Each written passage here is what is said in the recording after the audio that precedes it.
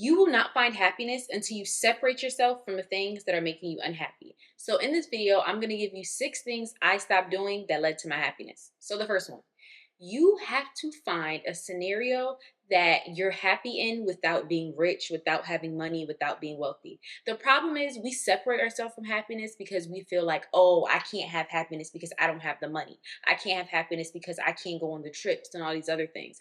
And though those things are great, I want you to understand you'll never be able to find true happiness unless you could find it at any point in your life. Like if you can't find happiness when you're broke, you're not going to be able to find happiness when you're wealthy. And so I want you to find a scenario, a place, something that makes you happy. An example is recently there's this waterfront that's like 15 minutes away from me, and I found it randomly. I had been there before, but this is my first time going by myself. I had went with friends before as like a whole little picnic thing, but last Sunday or 2 Sundays ago, I was like, you know what? I really just want to go here, and I'm gonna bring a book and I'm gonna watch a podcast. Like I already had little things in the meantime to do, and I'm like, yeah, and I'm gonna get something to eat real quick. Like I can eat in my car. When I tell y'all, I cannot wait until this Sunday because now that's part of my self-care Sunday routine. It sounds so like, girl, it's not that serious. It's just a waterfront. Maybe it was the ambiance of the place. Maybe it's because I feel like I was around people, which I do like to be around people, but I don't always want to have to interact with them. So that was good. It was people working out because they're running along the waterfront. It was boats. The area over there was nice. And I really am excited to go back. Like, I already know what book I'm about to read. I already have podcasts lined up that I'm listening to. I just don't know what I'm going to eat.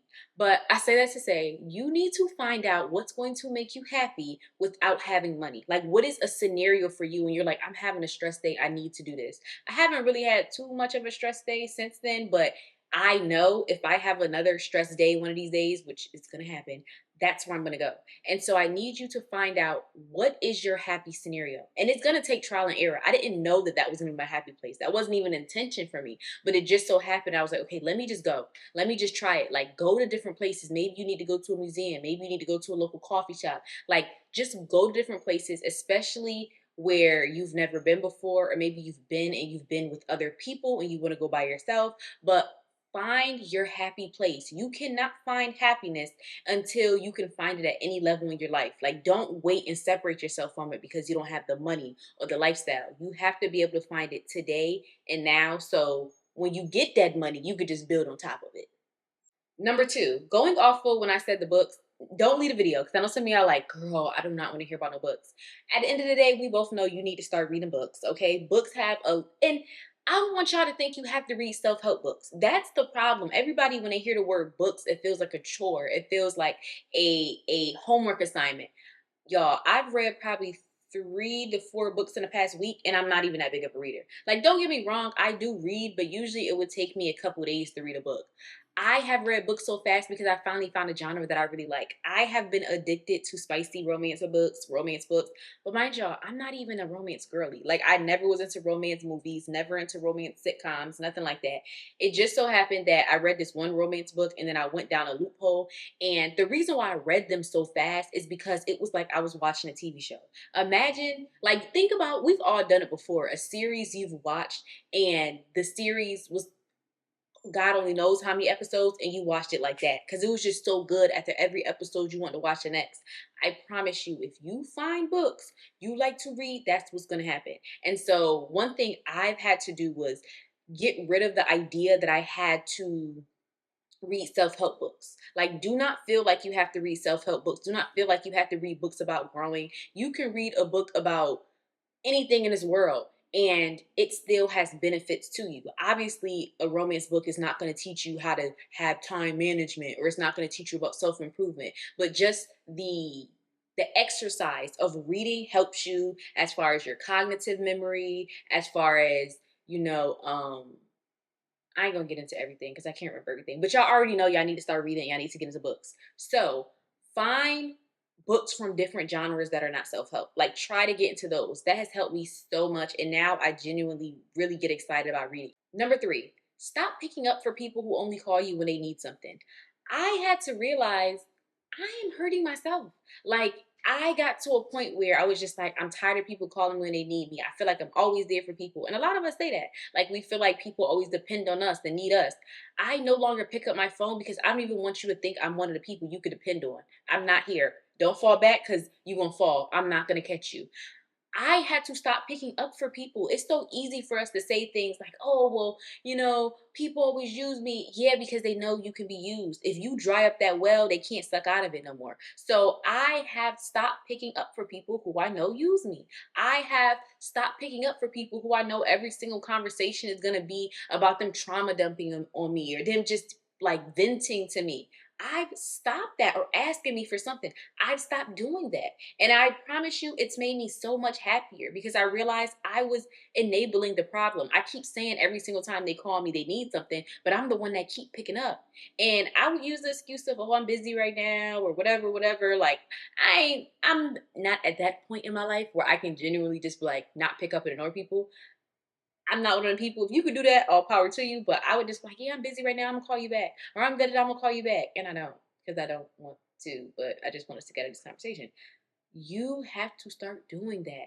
Stop picking up for people who you know are only going to use you, drain you, or just you don't want to talk to. But it's like, it's no beef, it's no problem, but I just don't want to talk to you. So, yeah, there's that. Number four, finding out what you're deficient in. I need all y'all to go to your primary care provider, go to your doctor, and take a blood test to figure out what you are deficient in. It sounds so like duh. It sounds so like what? But a reason that I realized I wasn't happy is because literally our bodies are not able to be happy. And yes, it is great to take a daily multivitamin. Yes, it is great to, try to eat healthy, but there's some individuals who just can't absorb things as well as others. Like maybe you have an iron deficiency, maybe you have a vitamin D deficiency, maybe you have a vitamin A, whatever, a gluten problem. Like it's so easy for us to just feel like having problems are normal because everybody has problems.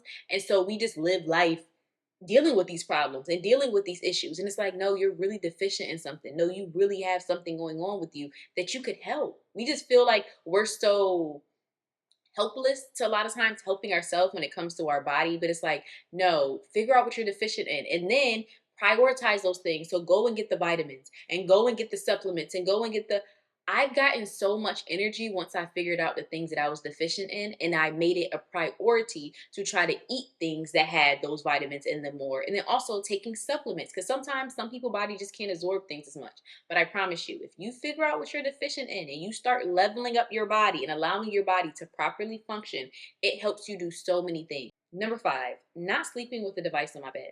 So I started doing this a couple months ago. And I did it for two reasons. One, I did it because I wanted to get in the habit of waking up earlier, and having to actually get up out of the bed was the hardest part. But if I have my alarm on and my phone is on my dresser and I have to get up to get it, it causes me to get up. So it was for that. And then also I read a podcast, I listened to a podcast, and they were just talking about the effects of like I don't know the correct word. What is it? Radioactivity or just like radiation from your phone. And they're just saying a lot of times, we have all this radiation around us with our iPads, with our laptops, with our phones. And just imagine the radiation that's going off when you are sleeping with it. Like it literally is around you 24/7. And I was like, yeah, that's probably not healthy. So I stopped doing that.